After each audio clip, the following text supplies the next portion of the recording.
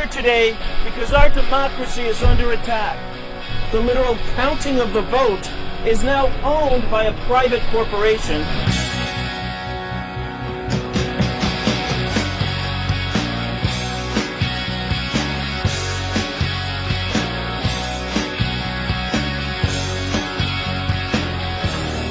Your ballot has been cast. You know something's broken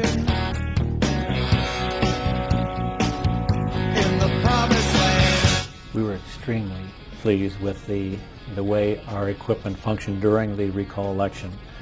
It would be the first machine in the history of man that was fail-safe. The results will be accurate and reliable. How much more damage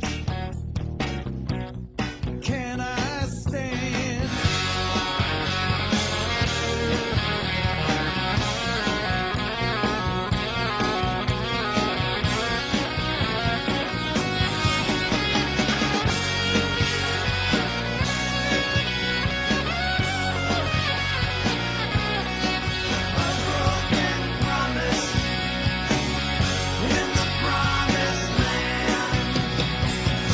We have a company that lies. Yes, I'll say it, lies. You could connect to that machine, get complete control over it, change votes, change the software. This stuff was never corrected. What in effect you did is create a big complex building, put locks on every door, use the same key for every lock, and then published a picture of the key on the wall. Does this seem to be a suitable security architecture to you? A busted deal here in the promised land. At the time of the most important election in our country's history, we have the greatest doubts as to whether thousands of voters are going to once again be disenfranchised.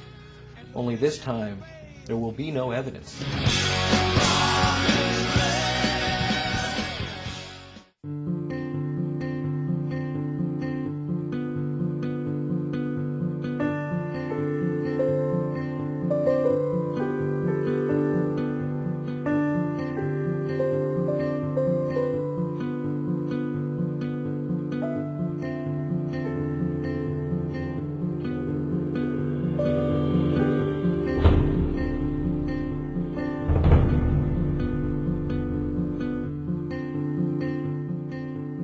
For the first time, many Americans will be voting on paperless electronic voting machines, which are being rolled out across the nation. To begin voting, press 6.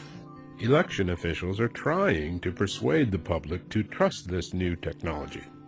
How do I know that my vote's been counted? The memory should have taken it. But how do I know that it has? How do I know the system didn't crap out? Nobody knows. I don't know. Would you like your life to depend on the accuracy of this machine? This is the first time we're going to use it, so Let me ask you a question. Would you like your life to depend on the accuracy of this machine? No. Okay. Bev Harris, a grandmother from Seattle, was curious about the machines and the corporations that make them. I had some questions about these voting machines, and I started looking on Google. And I wanted to find out how the voting machines worked. What happened next really changed my life. One reason I was so curious is because it's a secret how they work. The companies that make them keep it a secret. None of the computer scientists felt they could even look at the code because the code was supposed to be a secret. The certification labs that examine it keep their process a secret of what they do. And even the election officials who buy the equipment are prohibited by their contract from ever looking and seeing how it works. Bev did a simple search on the internet for Diebold Election Systems, one of the 3 major manufacturers of voting machines. I stumbled upon an obscure web page which contained the crown jewels for Diebold Election Systems. It contained 40,000 files, all of their programs, that had been sitting there and accumulating for 6 years. What Bev found on Diebold's unsecured site was the secret software that counted the votes in 37 states. Over 70% of Americans will be voting electronically in the November presidential election, and Diebold, based in Ohio, is the market leader. The FTP site was an unfortunate situation, I admit to that. It was a situation where that information was out there, it was captured, which was our fault. We made a mistake, and we readily admit that. Will it happen again? No, it will not. After finding the files, I sort of collected together some various computer scientists, and Dr. Dill, I believe, Dr. David Dill from Stanford, passed the files to Dr. Avi Rubin, who was from a security institute at Johns Hopkins University. The problem that Bev has discovered is a pretty significant security hole, and it does open the way for people to really seriously manipulate the election in a way that's very difficult to detect. He examined it and wrote a paper, and by July 24th it was in the New York Times under the headline, "Stunning, Stunning Security Flaws Found in Diebold Election Systems." No one had ever had a chance to analyze the code in these machines. The companies that make them keep it proprietary and claim that it's a trade secret. And so we had a chance to see what's really going on inside of these machines. I teach a lot of graduate level computer security courses at the Florida Institute of Technology. And if someone submitted the Diebold Jam server version that Bev showed to me as a final project, they would fail. The architecture is just that concerning. What grade would you give them? F. Dr. Thompson looked at the central tabulator for Diebold, which is something that not many people had looked at up until now. It's called the GEMS system, GEMS. And the central tabulator is one of the most vulnerable and one of the most tempting targets because it controls the most votes at once.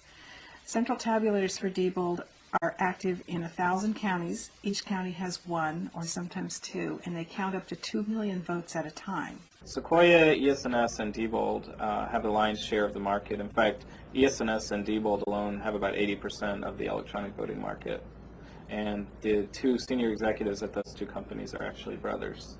So it could be argued that there's somewhat of a cozy relationship there. They keep saying their machines are flawless. There's never been a problem, even though we can by now bring forward solid evidence of hundreds of elections that have been miscounted and that have indeed been flawed.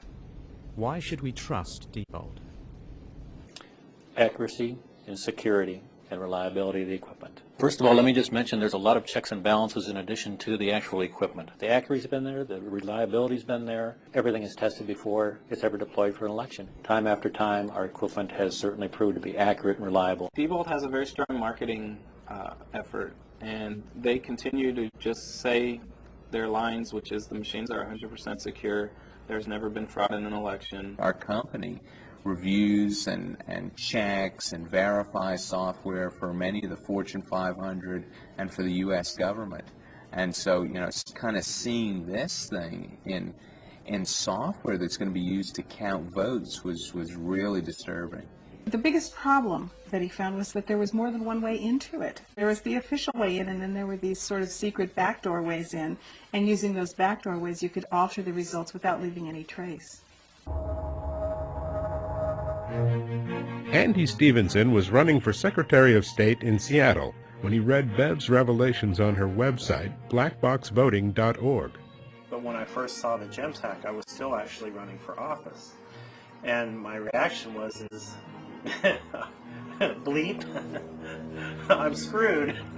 So I sent Bev an email offering her to help her in any way that I could. I asked him to call and find out if Bob Urosevich was still the president of Diebold, because there was some question about it at that time. They were keeping him kind of under wraps. So I called his house, and his wife answered and apparently was on a plane, and she said he'd call me back after I said, well, I heard that he's not president anymore of Diebold. And almost immediately got a call back from Bob Urosevich threatening him and saying, you better back off or you're going to get a visit.